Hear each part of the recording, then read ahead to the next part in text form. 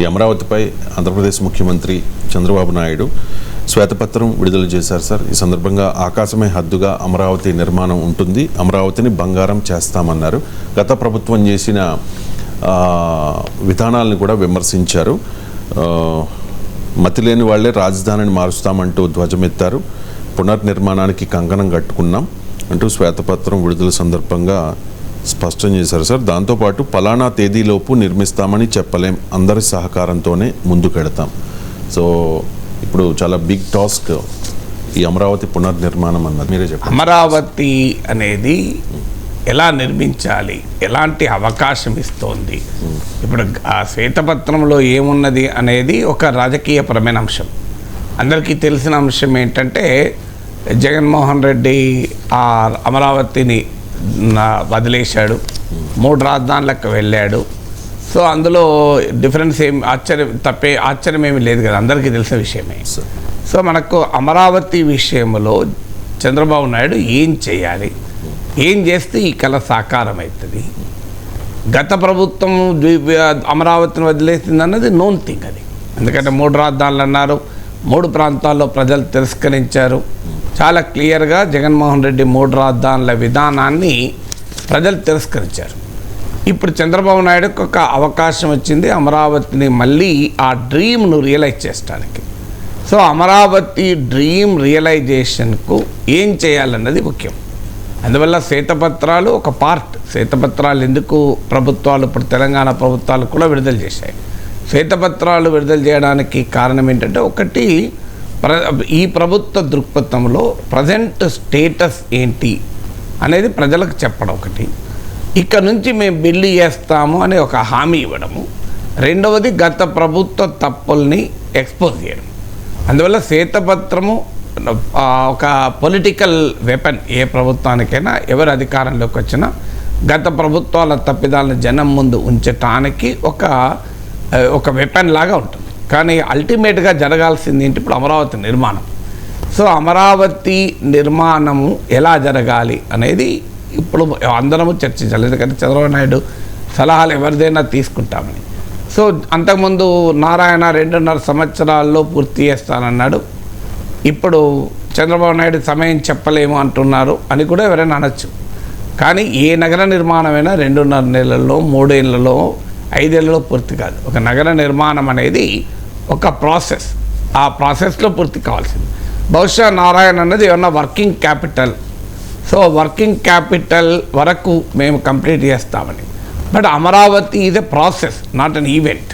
So రేపొద్దుట వరకు అమరావతి పూర్తి ఇనాగ్రేట్ చేస్తానికి అదొక బిల్డింగ్ కాదు, అదొక సిటీ, ఒక కొత్త సిటీ. అది కూడా గ్రీన్ ఫీల్డ్ సిటీ అంట. గ్రీన్ ఫీల్డ్ అంటే అంతకుముందు లేని నగరాన్ని నిర్మించడం.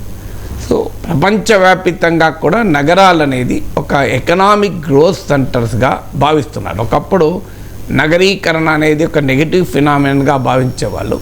కానీ ఇప్పుడు ఆ ధోరణి లేదు. ప్రపంచవ్యాప్తంగా ఉన్న ట్రెండ్ ఏంటి అంటే cities are economic growth centres, cities అనేది ఇన్నోవేషన్ సెంటర్స్ అని. అందువల్ల కొత్త సిటీని నిర్మిస్తున్నప్పుడు చంద్రబాబు నాయుడుకు ఒక అవకాశం కూడా ఏంటి అంటే, you can begin and plan from the beginning, అంటే ప్లాన్ ఫ్రమ్ ద స్క్రాచ్. అంటే మొదటి నుంచి మనము మొదలు పెట్టడానికి అవకాశం ఉంటుంది. ప్రపంచవ్యాప్తంగా ఒక నగరాన్ని నిర్మించడానికి చాలా ఏళ్ల క్రితం మంచి పుస్తకం వచ్చింది, డిజైన్ విత్ నేచర్ అని. అంటే ప్రకృతితో కలిసి నగరాన్ని నిర్మించాలి అని. ఎందుకంటే నగరం ఒక ప్రకృతి పైన విపరీతమైన ఒత్తిడి తెస్తుంది. ఇప్పుడు ఏ మహానగరమైనా అక్కడున్న పర్యావరణం పైన, జీవావరణం పైన చాలా తీవ్రమైన ఒత్తిడి తెస్తుంది. అందులో ఇది కృష్ణా నది తీరాన జరీ భూముల్లో, ఆ మంచి భూముల్లో, అంటే తీర ప్రాంత భూముల్లో ఇది నగర నిర్మాణం జరుగుతుంది. సో ఇలాంటి తీర ప్రాంత భూముల్లో జరుగుతున్న నిర్మాణం కనుక ప్రకృతి పైన మరింత ఒత్తిడి కూడా పెరుగుతుంది. సో ఈ ఒత్తిడిని తట్టుకొని ప్రకృతిలో మిళితమైన నగరాన్ని నిర్మించగలగాలి. సో ఇదొక అవకాశం, కొత్త నగరం కనుక. మీరు ఇప్పుడు హైదరాబాద్లో మళ్ళీ మీకు అలా నిర్మించాలంటే సాధ్యమయ్యే పని కాదు. అంటే ప్రకృతి విధ్వంసం కాకుండా ఒక డిజైన్ విత్ నేచర్గా దీనికి ఒక స్కోప్ ఉంది. ఎందుకంటే అందమైన కృష్ణా నది తీరాన ఉంది కనుక. సో మంచి భూముల్లో జరుగుతున్నటువంటి నిర్మాణం కనుక దీన్ని డిజైన్ విత్ నేచర్ ఎలా చేయాలి. రెండవది ఒక సస్టైనబుల్ సిటీ. ఇప్పుడు చాలా నగరాలు మనం చూస్తున్నాం, ఒక వరద వస్తే చెన్నై మునిగిపోతుంది. మీకు ఢిల్లీ లాంటి నగరంలో ఎయిర్పోర్టే పైకప్పు ఊడిపోయింది. మీరు ముంబై లాంటి నగరంలో కూడా విఐపీల నివసించే అమితాబ్ బచ్చన్, అంబానీలు నివసించే ప్రాంతంలో కూడా వరదలు వచ్చిన సందర్భాలు ఉన్నాయి. మన హైదరాబాద్లో కూడా వరదలు చూసాం. సో ఎందుకు ఇవి పాత నగరాలు కనుక నీటి సహజ పరివాహక వ్యవస్థల దురాక్రమణ జరిగింది కనుక ఇక్కడ నీకు అనివార్యంగా వాటర్ ఫ్లోకు అడ్డంకులు ఉన్నాయి, అనేక కారణాలు వరదలకు ఉన్నాయి. ఇప్పుడు మీకు అమరావతి ఒక అవకాశం, ఒక సస్టైనబుల్ సిటీని, డిజాస్టర్ రెసిలియంట్ సిటీని. ఎందుకంటే గతంలో అమరావతికి వ్యతిరేకంగా జరిగిన ప్రచారంలో అమరావతికి వరదలు వచ్చే అవకాశం ఉంది అని కూడా ఒక విమర్శలు చేశారు. సో ఆ విమర్శలకు కూడా ఎదుర్కోవటానికి ఒక డిజాస్టర్ రెసిలియంట్ సిటీ, అంటే వరదల్ని ఇతర విపత్తుల్ని తట్టుకొనగలిగేటువంటి ఒక నగరం ఉండాలి. మూడవది అర్బన్ కామన్స్ అంటారు. ఇప్పుడు మహానగరాల్లో జరుగుతున్నది ఏంటంటే అర్బన్ కామన్స్ విధ్వంసం అవుతుంది. అర్బన్ కామన్స్ అంటే వాటర్ బాడీస్ కావచ్చు, ఆ నగరాల్లో ఉండేవి. ఇప్పుడు హైదరాబాద్ను ఒకప్పుడు సిటీ ఆఫ్ లేక్స్ అనేవాళ్ళు. ఇవాళ ఒక లేక్ నీకు మురికి కూపాలను తలపిస్తుంది. హుస్సేన్ సాగర్ ఒక మురికి కూపం, మీరు ఎక్కడికైనా పోయిన కాప్రా లేక్ ఒక మురికి కూపము, మీకు మీర్పేట్ చెరువు ఒక మురికి కూపం, ప్రగతినగర్ చెరువు మురికి కూపం. సో ఇలా వాటర్ బాడీస్ అన్నీ మురికి కూపాలుగా మారాయి. మీరు హైదరాబాద్లో పేర్లు చూడండి, జాంబాగ్, బషీర్బాగ్, బాగ్ లింగంపల్లి, బాగ్ అంబర్పేట్, అన్ని బాగ్తో ఉంటాయి. మీకు గమనించండి. ఏంటంటే బాగ్ అంటే ఏంటి, తోటలు అని. అంటే ఒకప్పుడు అందమైన తోటలతో హైదరాబాద్ నగరం ఉండేది. అందుకే మీకు ఇప్పటికీ కూడా ఆ బాగ్ అనే పేరు ఇప్పటికీ కూడా ఆ ప్రాంతాలకు ఉన్నాయి. అందువల్ల ఇప్పుడు ఇవాళ ఆ రకమైనటువంటి వాటర్ బాడీస్ అన్నీ అదృష్టమయ్యాయి, చెట్లు అదృష్టమయ్యాయి, మీకు ఓపెన్ స్పేసెస్ ఎంక్రోచ్ అవుతున్నాయి. ఇప్పుడు అమరావతికి ఒక అద్భుతమైన లంగ్ స్పేసెస్తో అర్బన్ కామన్స్, అంటే సామాన్య ప్రజలందరూ కూడా ఉపయోగించుకునే వాటర్ బాడీస్, పార్కులు, అర్బన్ ఫారెస్ట్రీ అంటున్నారు ఇప్పుడు. అంటే అడవి నగరం మధ్యలో ఒక అడవి. సో అలాగే అర్బన్ అగ్రికల్చర్ అంటున్నారు, F&O లాంటివి. సో నగరం మధ్యలో కూడా ఒక వ్యవసాయ క్షేత్రం. దానివల్ల ఏమవుతుందంటే పర్యావరణము ఉపయోగపడుతుంది, అలాగే ప్రజలకు చౌకగా కూరగాయలు, పండ్లు, పూలు ఇవి కూడా దొరుకుతాయి. సో అందువల్ల ఆ అర్బన్ కామన్స్ను, అర్బన్ ఎకాలజీని కాపాడుకుంటూ నగర నిర్మాణానికి అవకాశం ఉంటుంది. తర్వాత నాలుగవది అర్బన్ ఇన్ఈక్వాలిటీస్. చాలా నగరాల్లో జరుగుతున్నది ఏంటంటే ఒక గెట్టోయిజేషన్ ఆఫ్ సిటీ అంటారు. మీరు ఇప్పుడు హైదరాబాద్ చూడండి, పేదవాళ్ళు, లోయర్ మిడిల్ క్లాస్ అన్నీ కొన్ని ప్రాంతాల్లో కేంద్రీకృతమవుతారు. రిచ్ అండ్ అప్పర్ క్లాస్ అంతా కొన్ని ప్రాంతాల్లో మీకు నివసిస్తారు. అందుకే మీకు జూబ్లీహిల్స్కు, నల్లకుంటకు, జూబ్లీహిల్స్కు, యాకత్పురాకు, మాదాపూర్కు, యాకత్పురాకు, గచ్చిబౌలికి, యాకత్పురాకు మీకు ఈ తేడా కనబడుతుంది. సో ఇట్లా వెరీ హై ఇన్ఈక్వాలిటీస్ నగరంలో పెరుగుతున్నాయి. గెట్టోయిజేషన్ ఏంటంటే నగరంలో ఉన్న సంపన్న వర్గం స్లోగా నగరం ఆ చివరిలోకి వెళ్ళి ఆ ప్రాంతం డెవలప్ అవుతుంది. ఇప్పుడు మన దగ్గర కూడా హైదరాబాద్లో చూడండి, నియోపోలిస్, కోకాపేట్, మోకిల్లా, ఇలా హైదరాబాదు ఒరిజినల్ సిటీ పోయింది పక్కకు. ఇప్పుడు ఇవన్నీ డెవలప్ అవుతున్నాయి. సో ఎందుకు ఈ అర్బన్ ఇన్ఈక్వాలిటీస్ వల్ల జరుగుతుంది. అందువల్ల అమరావతి నిర్మాణం జరుగుతున్న సమయంలో ఇది కొద్దిమంది సంపన్న వర్గాల నగరంగా ఉండకూడదు. ఇదొక పీపుల్ సిటీగా ఉండాలి. పీపుల్ సిటీ అంటే అన్ని వర్గాల ప్రజలు అక్కడ నివసించగలగాలి. అది నివసించలేనప్పుడు ఏంటంటే ఆ నగరం కాదు. ఇప్పుడు ఉదాహరణకు నాగేశ్వర్ అనేవాడు నివసించడమే కాదు, నా డ్రైవర్ నివసించగలగాలి, నా మేడ్ నివసించగలగాలి, నా ఇంట్లో పనిచేసే వాళ్లకు ఈ నగరంలో స్థానం లేకపోతే వారు నాకు సేవలు అందించడం కూడా సాధ్యం కాదు. అందువల్ల ఒక ఫార్మల్ ఎకానమీ, ఇన్ఫార్మల్ ఎకానమీల మేలు కలయికగా అర్బన్ ఇన్ఈక్వాలిటీస్ అవకాశం లేని అన్ని వర్గాల ప్రజలు దీన్ని ఓన్ చేసుకునేటువంటి నగరంగా ఇది రూపొందాలి. మీ గతంలో జగన్మోహన్ రెడ్డి అమరావతి పైన చేసిన ఒక విమర్శలో కూడా ఒక విమర్శ ఇది ఫలానా కులానికి సంబంధించినటువంటి దానిగా చిత్రీకరించారు. సో అది తప్పు అని ఆచరణలో నిరూపించబడాలి. ఎందుకంటే ఇది కేవలం ఒక కులానికో ఒక వర్గానికో కాదు, సమాజంలోని అన్ని వర్గాలు, ఇది మా నగరము, మాకు కూడా ఇక్కడ చోటు జరగాలంటే ఒక ఉదాహరణ చెప్పగలను. మీకు ఒకప్పుడు హైదరాబాద్లో మీకు Mozamjahi market, Baghlingampally, Sanjeevareddy Nagar, Kukatpally housing board, ఇవన్నీ కూడా పెద్ద పెద్ద హౌసింగ్ బోర్డులు, మామూలు కాదు. కేపీహెచ్బి ఎన్ని ఫేజులు వచ్చాయో మీరు చూడండి. దీనివల్ల ఏమైంది అంటే సామాన్య మధ్యతరగతి ప్రజానీకము కూడా ఒక ఇల్లు కట్టుకోగలరు. మీకు బాగలింగంపల్లి వెళ్ళండి, ఇప్పటికి కూడా కనబడతాయి. సింగిల్ రూమ్ ఉంటుంది, LIG single room and kitchen, low income group, MIG middle income group, HIG high income group ఉంటుంది. ఇవాళ ఆ రకమైన పరిస్థితి ఆ నగరంలో ఉందా? నగరంలో ఇవాళ ఇల్లు కొనుక్కోగలిగే కెపాసిటీ ఎంతమందికి ఉంది?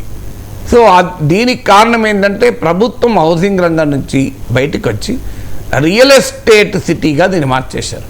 సో ఇప్పుడు హైదరాబాద్ కానీ ఇతర మహానగరాల అభివృద్ధి కాస్త రియల్ ఎస్టేట్ డిటర్మైన్ చేస్తుంది. సో ది అర్బన్ ప్రాపర్టీడ్ క్లాసెస్కు మాత్రమే ఉపయోగపడే నగరాలుగా మారిపోతున్నాయి. అలా కాకుండా అమరావతి రియల్ ఎస్టేట్ డ్రివెన్ కాకుండా ప్రజల అవసరాల డ్రివెన్గా ఉండగలగాలి. అంటే ఇప్పుడు ప్రభుత్వం దగ్గర కూడా భూమి ఉంది కనుక మధ్యతరగతి వర్గాలకు, low income group, middle income group, high income గ్రూప్కు ఇలా హైదరాబాద్ నగరంలో ఎవాల్వ్ అయిన మొదట్లో ఉన్నటువంటి హౌసింగ్ కాలనీలను నిర్మాణాన్ని ప్రోత్సహించాలనుకోండి, ప్రభుత్వం ఒక పెద్ద పెద్ద పార్కుల్ని ప్రోత్సహించింది అనుకోండి, మీకు ఒక డబ్బున్నవాడు ఊరవతల ఒక 1000 గజాలు ల్యాండ్ కొనుక్కొని అందులో ఒక 200 గజాలు ఇల్లు కట్టుకొని 800 గజాల్లో చెట్లు పెంచుకొని ఒక అందమైన జీవితాన్ని గడపగలుగుతాడు. కానీ సామాన్యుడు మధ్యతరగతికి సాధ్యం కాదు. అది సాధ్యం కావాలి అంటే ఒక ప్రజలు నివసిస్తున్న ప్రాంతాల్లో ఒక అందమైన పార్క్ ఉండడం. సో ఆ అందమైన పార్క్ ఉంటే అది అర్బన్ కామన్ ప్రాపర్టీ రిసోర్సెస్ అయితే అందరూ వాడుకుంటారు. ఒక బ్యూటిఫుల్ లేక్ ఉంటే, ఇప్పుడు మీకు హైదరాబాద్లో పెద్ద పెద్ద విల్లాస్ ప్రాజెక్టులు మీరు చూడండి, ఓ పాండ్ ఉంటుంది, ఇంట్లో కూడా పాండ్ ఉండేటువంటి విల్లాస్ కూడా ఉన్నాయి. నీకు ఇంట్లో కూడా ఒక చిన్న నీటి పాండ్ ఉంటుంది. సో ఇలా రిచ్ క్లాస్ ఎఫర్ట్ చేయగలుగుతాడు. పేద మధ్యతరగతి వర్గాలు తమ ఇంట్లో పాండ్ పెట్టుకోలేరు. వాళ్ళకి అక్కడ దగ్గరలో ఒక మంచి చెరువు ఉందనుకోండి, వాటర్ బాడీ ఉందనుకోండి, సో ఆ చెరువు నేచరు ఒక బ్యూటిఫుల్ వాతావరణాన్ని ఇస్తుంది, ఒక మానసిక ప్రశాంతతను ఇస్తుంది, పర్యావరణానికి ఉపయోగపడుతుంది, ప్రజల మంచినీటి అవసరాలు కూడా తీరుస్తాయి. సో ఇలా అర్బన్ ఏరియాస్లో ఉండే కామన్ ప్రాపర్టీ రిసోర్సెస్ను ప్రిజర్వ్ చేయడం వల్ల ప్రజలకు ఈ నగరం నా నగరము అని ఉంటుంది. తర్వాత ఇక్కడ ఒక ఎకనామిక్ పొటెన్షియల్ ఉన్న నగరంగా తీర్చిదిద్దాలి. అది రావాలి అంటే మంచి మ్యానుఫ్యాక్చరింగ్, గ్రీన్ మ్యానుఫ్యాక్చరింగ్ అంటే కాలుష్య రహిత తయారీ రంగం రావాలి. అలాగే మీకు సర్వీసెస్ సెక్టర్ రావాలి. చాలా ఎనర్జీ ఎఫిషియెంట్ సిటీగా నిర్మించడానికి అవకాశం ఉంటుంది కొత్త సిటీ కనుక. అంటే గ్రీన్ బిల్డింగ్స్, ఇప్పుడు కొత్త కాన్సెప్ట్ ఏంటంటే అతి తక్కువ విద్యుత్ వినియోగం చేసే రీతిలో నగరాల నిర్మాణం కనుక జరిగితే, అలాగే సాంప్రదాయేతర ఇంధన వనరులపైన ఆధారపడే నగరం కనుక అడిగితే that will be energy efficient city. ఇప్పుడు అమరావతికి ఆ అవకాశం ఉంది. It can evolve as an energy efficient city. అందువల్ల స్టార్టింగ్ నుంచి కూడా గ్రీన్ కన్స్ట్రక్షన్ అంటే నిర్మాణ రంగంలో వాడే మెటీరియల్స్తో సహా నీకు గ్రీన్ కన్స్ట్రక్షన్, ఇప్పుడు గ్రీన్ టెక్నాలజీస్ వస్తున్నాయి, గ్రీన్ మెటీరియల్స్ వస్తున్నాయి. ఈవెన్ నిర్మాణ రంగంలో కూడా గ్రీన్ మీకు ఎనర్జీ ఎఫిషియెంట్. ఇప్పుడు మీరు కాపర్ వాడారనుకోండి, నీకు ఎనర్జీ లాస్ చాలా తక్కువ ఉంటుంది ఫర్ ఎగ్జాంపుల్. సో అలా ఎనర్జీ ఎఫిషియెంట్ మెటీరియల్స్ వస్తున్నాయి. నిర్మాణ రంగంలో కూడా ఆ ఎనర్జీ సస్టైనబిలిటీని దృష్టిలో పెట్టుకొని గ్రీన్ టెక్నాలజీస్, గ్రీన్ బిల్డింగ్స్ కనుక వాడగలిగితే నీకు డెఫినెట్గా కాలుష్య రహిత పెయింట్స్ వస్తున్నాయి. వీటిని కనుక మొదటి నుంచి కనుక ఒక పద్ధతి పెట్టగలిగితే, ఇప్పుడు ఒకప్పుడు చంద్రబాబు నాయుడు కాలంలో నీటి కుంటలు, వాటర్ కన్జర్వేషన్కి ఎక్కువ వాల్యూ ఇచ్చేవాళ్ళు. సో అలా ప్రతి ఇంట్లో, ప్రతి కార్యాలయంలో వాటర్ కన్జర్వేషన్. సో ఇది మన దగ్గర నేను రంగారెడ్డి కలెక్టరేట్లో ఎమ్మెల్సీగా ఉన్నప్పుడు వాటర్ కన్జర్వేషన్ మీటింగ్ అటెండ్ అయ్యాను. నీటి కుంటల పైన మీటింగ్ పెట్టారు. నాకు డౌట్ వచ్చి ఈ కలెక్టరేట్ విశాల ప్రాంగణంలో నీటి కుంట ఉందా అని అడిగారు. లేదు. కానీ ఒక రోజంతా పెద్ద సమావేశం పెట్టి నీటి కుంటల్ని ప్రోత్సహించాలని ఒక మీటింగ్ పెట్టారు. ఆ కలెక్టర్ ఆఫీస్లోనే నీటి కుంట లేదు. సో అందువల్ల అలా కాకుండా ఒక వాటర్ కన్జర్వేషన్ జోన్గా పెట్టగలగాలి. ఇలా అనేక ఐడియాస్ ఉన్నాయి. అదొక అద్భుతమైన అవకాశం. దీని ఒక ఎకనామిక్ పొటెన్షియల్గా, ఈజ్ ఆఫ్ డూయింగ్ బిజినెస్ నగరంగా మాత్రమే కాకుండా ఈజ్ ఆఫ్ లివింగ్, ఒక లివబుల్ సిటీగా, ఒక ఆదర్శమైనటువంటి లివబుల్ సిటీగా అమరావతిని తీర్చిదిద్దే ఒక అద్భుత అవకాశం లభించింది. చూద్దాం ఆ అవకాశాన్ని చంద్రబాబు నాయుడు తన అనుభవంతో, తన విజన్తో ఏ రకంగా రూపుదిద్దేలా చేస్తాడో చూద్దాం.